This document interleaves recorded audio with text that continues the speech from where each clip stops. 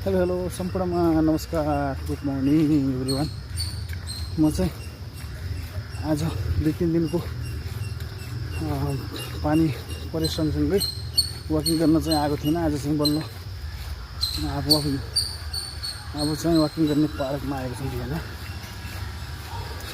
6:30 बजीतिर आएको थिएँ, 7:30 भइहाल्यो। धेरै पानी परेको थियो, त्यही भएर चाहिँ मान्छेहरू चाहिँ खासै पार्कमा आएको छैन। म चाहिँ बिहानको मोर्निङ वाकमा चाहिँ निक्लिसकेको थिएँ है त। हामी कामतिर बिजी व्यस्त हुन्छ, परदेशी दाजुभाइको पीडा नै यस्तै छ नि त।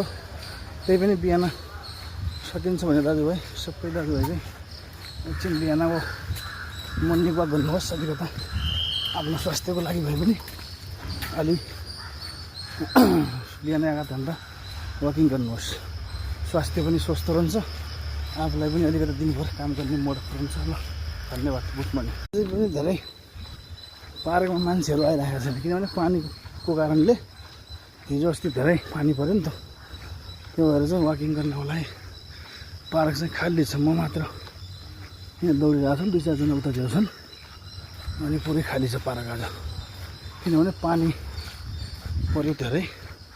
यो वाकिङ गर्ने ठाउँमा चाहिँ, मोर्निङ वाकिङ गर्ने ठाउँमा चाहिँ पुरै पानी भरेर चाहिँ एकदमै बिजोको अवस्था छ। साथीहरू हेर्नुहोस्, तपाईँहरू हेर्न सक्नुहुँदैछ।